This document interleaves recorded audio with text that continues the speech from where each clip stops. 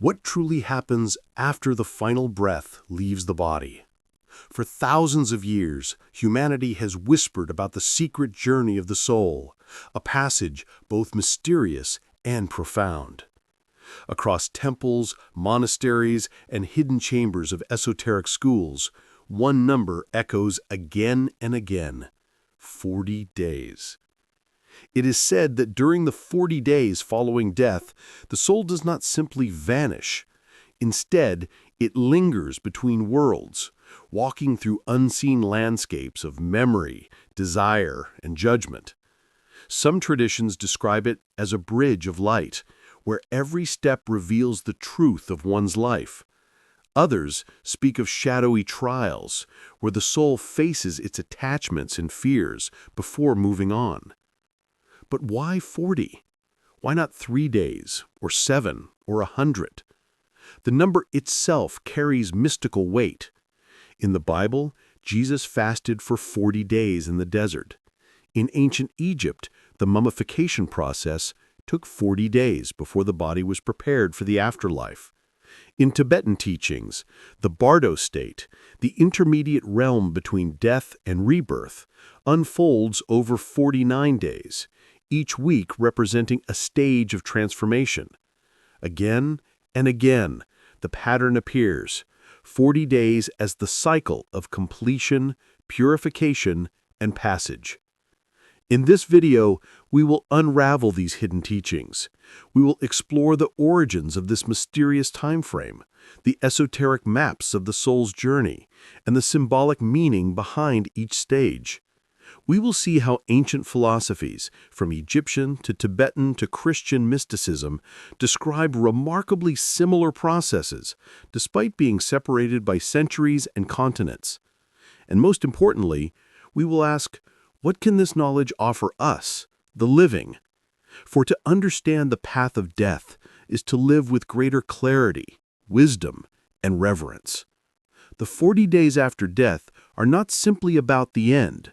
They are about transformation, truth, and the eternal mystery of consciousness itself. Throughout the history of human spirituality, the number 40 has been woven into sacred traditions like a hidden code. It is not merely a measure of time, but a spiritual threshold, a cycle of transition, trial, and purification. To understand what happens in the 40 days after death, we must first explore how different civilizations, prophets, and mystics interpreted this sacred interval. In ancient Egypt, the priests of the Nile believed that death was not an ending, but a crossing. The embalming process itself took 40 days, not by coincidence, but by design. The soul, called the Ba and Ka, was believed to linger close to the earthly body during this period. As the organs were preserved, rituals were performed to guide the soul through the trials of the underworld. The Book of the Dead, filled with spells, hymns, and passwords, was like a cosmic map. Without proper guidance, the soul might falter, lost in the labyrinth of judgment. In Christian tradition, 40 appears again and again as a sacred number of trial and transformation. Moses spent 40 days on Mount Sinai, preparing to receive divine law. The Israelites wandered for 40 years in the desert before reaching the Promised Land. And most profoundly, Jesus fasted for 40 days before beginning his ministry, then ascended into heaven 40 days after his resurrection. Early Christians extended this symbolism to the soul's passage after death, the belief that the spirit undergoes a journey of purification and revelation lasting 40 days before entering its eternal state. In Orthodox Christianity, memorial prayers are offered on the 3rd, 9th, and 40th day after death. These intervals are not arbitrary. The 3rd day represents resurrection, the 9th symbolizes judgment, and the 40th marks the soul's final ascension or descent. The 40-day memorial is not only for the dead, it is a bridge for the living, reminding them of the impermanence of life and the mystery of what lies beyond. Meanwhile, in Tibetan Buddhism, the Bardo Thodol, commonly known as the Tibetan Book of the Dead, describes a 49-day journey after death. The soul wanders through visions, both terrifying and blissful, reflecting its own karma. Every 7 days marks a new stage of confrontation, until either liberation is achieved or rebirth pulls the soul back into the cycle. The number here, 49, still resonates with the same symbolic framework, 7 times 7, a complete cycle of purification. Even in Islamic tradition, echoes of the 40-day mystery remain. Mourning rituals often extend for 40 days, symbolizing the soul's gradual separation from earthly ties. Mystics within Sufism describe this period as a veiling and unveiling process, where the soul sheds layers of illusion before tasting divine reality. When we look across these traditions, we see not isolated beliefs, but a shared archetype. 40 days as the threshold between worlds. It is a spiritual quarantine, a liminal passage where the soul reviews, releases, and transforms. Whether depicted as trials in an underworld, visions in a bardo, or ascension into heaven, the underlying message is the same. The journey of the soul is not instantaneous. Death is not a door that slams shut, but a passageway that unfolds. And this insight holds a mirror to the living. If 40 days are required for the soul to shed its earthly weight, then how attached are we to the illusions of this world? What are we preparing to carry with us when that inevitable crossing comes? Imagine for a moment that death is not a sudden blackout, but the beginning of a journey. The body lies still, but the consciousness, the essence of who we are, steps into a new landscape, a realm invisible to the living. This journey is said to last 40 days, each stage revealing deeper truths about the self. In this first half of our exploration, we will trace the initial stages of this passage, where the soul loosens its ties to the physical world and begins to glimpse the greater reality beyond. The first 3 days, the veil of earth. In many traditions, the first 3 days after death are a period of hovering. The soul remains close to its former body, drawn by habit, memory, and attachment. Some say it circles around familiar places, its home, loved ones, the scenes of its life. This is why in Orthodox Christianity, prayers are especially offered on the 3rd day, to help the soul detach from the earth and find peace. The experience is often compared to waking from a dream. At first, the soul may not even realize it has died. It sees the living weeping, hears their voices, even tries to touch them, but no one responds. Imagine shouting in a crowded room where no one can hear you. The frustration and longing are immense. This stage teaches one final lesson about impermanence. No matter how much we loved this world, it cannot hold us forever. Days 4 to 9, the mirror of judgment. After the 3rd day, the soul begins to move through what mystics call the subtle realms. This is not a geographical place, but a mirror of the inner self. In Orthodox teaching, it is believed that angels and demons present the soul's deeds, whispering both accusations and defenses. In Tibetan Buddhism, the bardo manifests visions that reflect one's karma, terrifying deities for those burdened by fear and guilt, radiant lights for those who cultivated clarity and compassion. Think of it as walking through a hall of mirrors. Each reflection reveals not the physical body, but the imprints of choices, emotions, and intentions. Every act of kindness shines like a flame. Every cruelty casts a shadow. The soul is confronted with itself, naked, unmasked, unable to escape. This stage is not punishment, but revelation. Just as a seed cannot lie about what was planted, the soul cannot hide what it has cultivated. These days are the most challenging, for the truth is unavoidable. The judges are not gods in robes, but the weight of one's own conscience. The 9th day, the first threshold. On the 9th day, a profound shift occurs. Many traditions place special prayers here because it marks the crossing of the first gate. The soul must decide or be drawn towards either higher realms of light or lower realms of heaviness. This does not mean heaven or hell in the simplistic sense, but rather a direction of vibration, towards freedom or towards entanglement. In some accounts, the 9th day is when the soul encounters ancestral guides or spiritual beings who come to assist. Imagine standing at a crossroads in a great wilderness, uncertain where to go. Then suddenly, figures of light appear, those who loved you, teachers who guided you, or even symbolic archetypes. Their role is not to force a path, but to illumine the one most aligned with your soul's essence. Days 10 to 20, the weighing of attachments. After the threshold, the soul enters what Egyptian mystics described as the Hall of Ma'at. Here, the heart is weighed against the feather of truth. While the imagery may vary, the principle is universal. Attachments are weighed. Every bond, every desire, every illusion still clinging to the soul is tested. This is the stage of unraveling. The soul must let go of worldly cravings, wealth, possessions, unfinished ambitions. These weights keep it tied to the lower realms. Think of a hot air balloon rising. If it carries too much baggage, it cannot ascend. Only when the excess is dropped does it rise effortlessly. For some, this stage is joyous. A life lived with integrity releases little burden, allowing the soul to move upward swiftly. For others, it is agonizing, as the attachments are strong. It is said that souls with deep addictions, whether to substances, power, or even relationships, struggle the most here.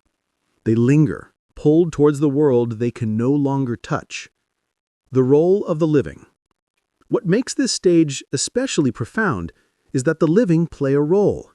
In cultures across the world, prayers, offerings, or rituals are conducted not merely as remembrance, but as actual assistance.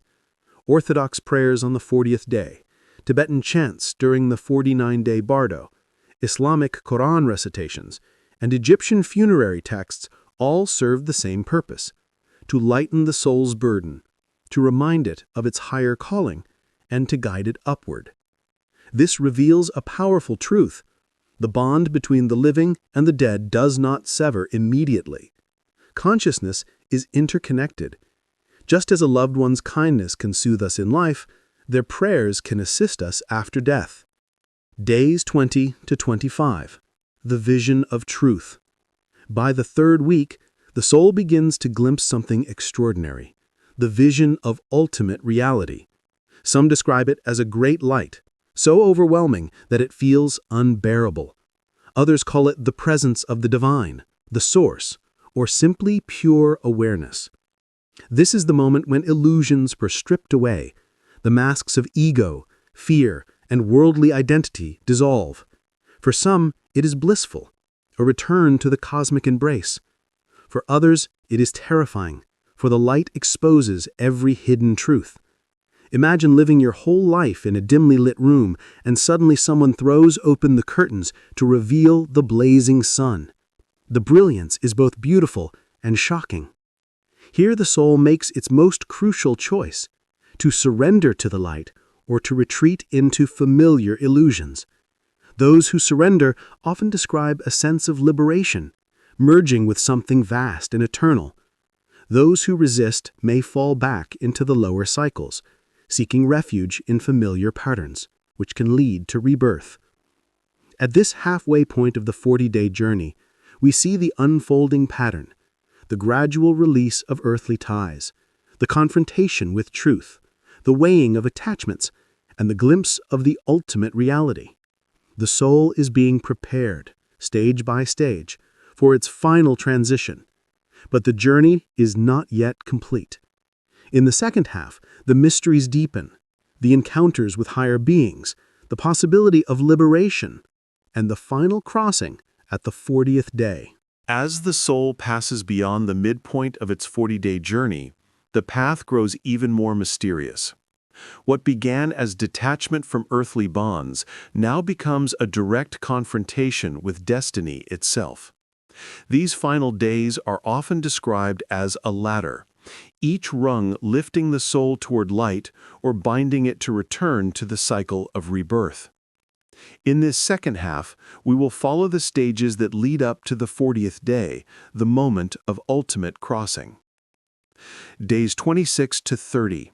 Encounters with the Guardians. In many mystical traditions, the soul must pass through gates or realms guarded by spiritual beings. In ancient Egypt, the deceased faced guardians at each stage of the underworld, required to recite passwords or confessions from the Book of the Dead. In Orthodox and Catholic mysticism, angels escort the soul through aerial toll houses, each one testing the purity of a particular virtue: honesty, humility, compassion, forgiveness. These guardians are not external judges, but personifications of cosmic law. They reflect the universal principle that nothing impure can pass into higher realms. Imagine trying to enter a temple where every impurity is instantly magnified. Only truth, sincerity, and light can withstand such scrutiny. For the soul, these encounters are both awe-inspiring and humbling. Some traditions describe the guardians as beings of radiant majesty, overwhelming in their presence. Others portray them as fierce and terrifying, symbols of the inner fears one has not yet mastered. In either case, the guardians stand as thresholds. Only by surrendering illusions can the soul move forward. Days 31 to 35. The Book of Life. By the 5th week, the soul is said to undergo a panoramic review of its entire existence. Unlike the fragmented visions of earlier stages, this review is complete, total, undeniable. Every moment, every choice, every word spoken and unspoken is revealed in perfect clarity. Near-death experiencers often describe something similar, a life review where they relive their actions not only from their perspective, but from the perspective of those they affected. A harsh word is felt through the heart of the one wounded. An act of kindness is experienced as the joy it created in another's soul. The ripple effects of every action spread out like waves across the ocean of existence. This review is not punishment, it is revelation. It allows the soul to see itself without distortion, as if standing before a cosmic mirror that cannot be lied to. For many, it is profoundly healing, for they finally understand the meaning of their lives, not in terms of material success, but in the language of love, growth, and connection. At this stage, remorse becomes transformation. Souls burdened with guilt have the chance to release it by facing it fully. Souls that cultivated goodness are lifted by the weight of their own light. Days 36 to 39. The choice of path. As the journey nears its climax, the soul approaches the realm of decision. Some traditions call this the crossroads, others the final test. It is here that the soul chooses, consciously or unconsciously, its next state of being. 3 paths are often described. Union with the divine. The soul surrenders completely, merging with the infinite source. This is liberation, the goal of mystics and saints across cultures. It is described as bliss, peace, and boundless love. Ascent to higher realms. The soul, not yet ready for full union, continues to grow in realms of light, sometimes called heavenly spheres. Here it learns, purifies, and expands until it is ready for ultimate liberation. Return through rebirth. The soul, still clinging to attachments or illusions, is drawn back into the cycle of physical existence. This is not a punishment, but an opportunity. Another chance to learn, to evolve, to release what was not yet mastered. The choice is not made by a stern judge, but by resonance. The soul gravitates toward the reality it is most aligned with. As the mystics say, like attracts like. The 40th day. The crossing. Finally, the 40th day arrives, the moment of crossing.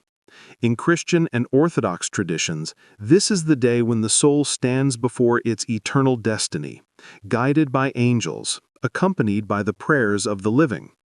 In Tibetan Buddhism, The end of the 49 days marks either liberation or rebirth. In Islam, the mourning ends at 40 days, signifying the soul's full departure from the earthly plane. The symbolism of 40 is profound. It is the number of completion, a full cycle of trial and preparation. Just as a seed requires time to germinate, just as a womb requires time to nurture life, so too does the soul require 40 days to fully release its earthly bonds. At this point, the soul enters its next phase, whether that is a union with light, a sojourn in heavenly realms, or another life upon the earth. The great mystery is that the soul is not coerced. It chooses, even if unconsciously, the reality that best reflects its inner essence. A mirror for the living. The 40-day journey after death is not only a map for the departed, it is a mirror for the living. It teaches us that every moment of our lives is shaping the path we will walk beyond the grave. Every choice is a thread in the tapestry of our destiny. If the soul must eventually let go of attachments, then why not begin now? If love is the only currency that carries weight, why not spend our lives in its abundance? If truth is the only passport into higher realms, why not live truthfully in this very moment? The ancients whispered these mysteries not to frighten us, but to awaken us. The knowledge of what happens after death is meant to transform how we live, more aware, more compassionate, more attuned to the eternal. And thus the soul's journey through the 40 days is complete.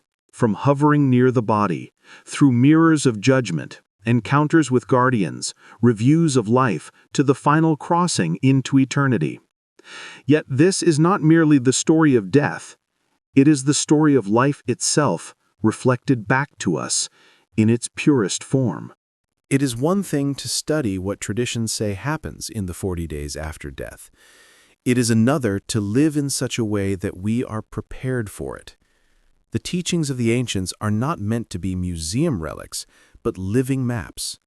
Their wisdom invites us to align our lives with eternal truths now, so that when the time comes, we walk the passage with clarity and peace. In this section, we will explore practices that prepare the soul, strengthen our connection to the unseen, and lighten the burdens we may otherwise carry into the afterlife. 1. Practicing detachment in daily life. One of the greatest obstacles the soul faces after death is attachment. The more tightly we cling to possessions, grudges, or unfulfilled desires, the heavier our journey becomes. Detachment does not mean renouncing life or withdrawing from the world. Rather, it is living with an open hand. Practical steps. Minimalism of spirit. Regularly ask yourself, if I had to let go of this tomorrow, would I be at peace? Apply this to objects, relationships, even ambitions. Gratitude journaling. Each day, acknowledge the gifts you have without clinging to them. Gratitude softens the grip of attachment. Meditation on impermanence. Spend 5 minutes daily contemplating the transient nature of life. Watch the breath rise and fall, knowing that every exhale is a small rehearsal for letting go. 2. Cleansing the inner mirror. Since the soul will confront the mirror of its deeds after death, we must polish that mirror now. This does not mean striving for perfection, but cultivating awareness of how our actions ripple into the lives of others. Practical steps. Daily reflection. Before sleep, review the day. Where did you act with kindness? Where did you fall short? Offer forgiveness to yourself and resolve to do better tomorrow. Acts of service. Even small acts of kindness, helping a stranger, offering a word of encouragement, accumulate as light that will illuminate the soul's path. Releasing guilt. Guilt, if unaddressed, can become a heavy stone in the afterlife. When you recognize harm done, seek reconciliation or make amends in some form. This clears the karmic debt before it follows you. 3. Strengthening the bond with the divine. At several points in the 40-day journey, the soul is said to encounter radiant beings or even the source itself. To face that light with trust instead of fear, we must nurture our connection with the sacred while still alive. Practical steps. Prayer or meditation. Establish a daily rhythm of silence, where the soul turns inward to commune with the eternal. It matters less whether you call it God, Source, or Spirit. What matters is the sincerity of the practice. Mantra or sacred recitation. Words carry vibration. Choose a verse, prayer, or mantra that aligns with your heart and repeat it regularly. In moments of death, such vibrations are said to guide the soul like a compass. Sacred study. Read texts that elevate your consciousness. The Bhagavad Gita, the Psalms, the Tao Te Ching, the Gospel of John, or the Tibetan Book of the Dead. Exposure to sacred wisdom trains the mind to recognize higher truths. 4. The role of community and ritual. Death is not a solitary journey. Just as the prayers of the living are said to help the dead, our own prayers will one day be aided by those who remain behind. Strengthening community now ensures we are both giving and receiving spiritual support. Practical steps. Creating memorial practices. Honor your ancestors or loved ones who have passed. Light a candle, offer a prayer, or simply hold their memory in silence. This act strengthens the bridge between worlds. Offering prayers for the departed. Even if you are unsure whether such prayers work, the intention itself is powerful. It uplifts your own spirit and may indeed reach theirs. Building spiritual friendships. Surround yourself with people who inspire growth. These bonds not only enrich this life, but create threads of support in the next. 5. Living as if already in review. The most transformative practice is to live each day as though your life review were happening now. Imagine that every word spoken is already echoing in eternity, every choice etched into the great tapestry of your soul. Practical steps. Speak with intention. Before words leave your lips, ask, will this create harmony or harm? Act with awareness.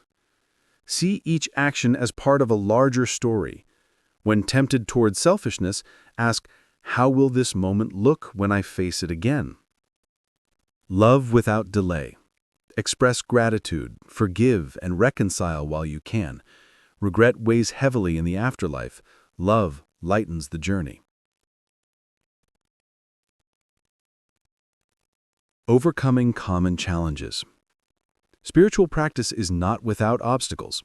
Doubt, distraction, and fear often stand in the way, but each obstacle is itself a preparation. Doubt. Instead of demanding certainty about the afterlife, cultivate openness. Say, I may not know fully, but I will live as if love matters. Distraction. In a world of endless noise, set aside sacred time daily, even 5 minutes, to realign with what is eternal. Fear. Remember that fear is often attachment in disguise. By practicing release now, fear loses its grip. The gift of this knowledge. The 40 days after death are a mystery, but by living consciously, we can walk into that mystery with trust instead of terror. Every tradition that speaks of this passage emphasizes the same truth. Preparation begins now. To live well is to die well, and to die well is not the end, but the beginning of a greater journey.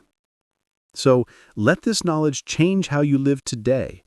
Let it soften your heart, sharpen your awareness, and lift your spirit. When the final breath comes, may you step into the 40-day passage not as a stranger, but as one who has already rehearsed the art of letting go, loving fully, and walking in light. What we have uncovered in this journey is not merely a teaching about death, it is a revelation about life. The 40 days after death, spoken of in whispers across cultures and traditions, are not a superstition, but a mirror reflecting eternal truths. They remind us that consciousness does not vanish with the body. It continues, unfolds, and transforms stage by stage as naturally as a seed becomes a tree. The ancients preserved these mysteries not to frighten us, but to prepare us. The Egyptians with their Book of the Dead, the Tibetans with their Bardo Total, the Christians with their memorial prayers, all saw death as a passage, a 40-day threshold where the soul is tested, weighed, and revealed. And while the details differ, the essence is the same.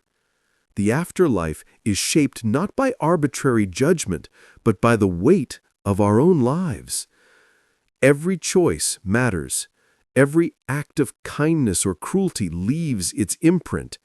Every attachment we carry shapes the wings or chains of the soul. This is why the journey is gradual. It takes 40 days, not one, because the soul must have time to loosen its grip, to face its truth, to choose its destiny. And here lies the greatest secret. The 40 days after death are not only about the dead. They are a message for the living. They are an invitation to live as though those 40 days have already begun, to practice detachment so that when the final release comes, we are not bound by unnecessary weight, to cultivate compassion so that when the mirror of truth is held before us, we rejoice at what we see, to connect with the divine so that the light we encounter feels like home, not a stranger. Ask yourself now, if your life review began tonight, what would you see? Would you be proud of the ripples you have sent into the world, or would you feel the sting of regret? And if regret arises, know this, it is not too late. Every day is a chance to reshape the story, to weave new threads into the tapestry of the soul. Death is not an ending, it is a continuation. The 40 days after death remind us that our true essence is eternal, that what we call life is but one chapter in an infinite book. And when that chapter closes, the story does not stop, it deepens. So live with this knowledge. Let it guide your choices, soften your heart, and awaken your spirit. Live as though you are preparing for the journey home, because in truth, you are. And when your own 40 days come, may they be filled not with fear, but with light. May you walk the passage not as one caught in the shadows, but as one who recognizes the way, step by step, into eternity. For the mystery of the 40 days is this: it is not about waiting for death, but about learning how to live fully, wisely, and in harmony with the eternal.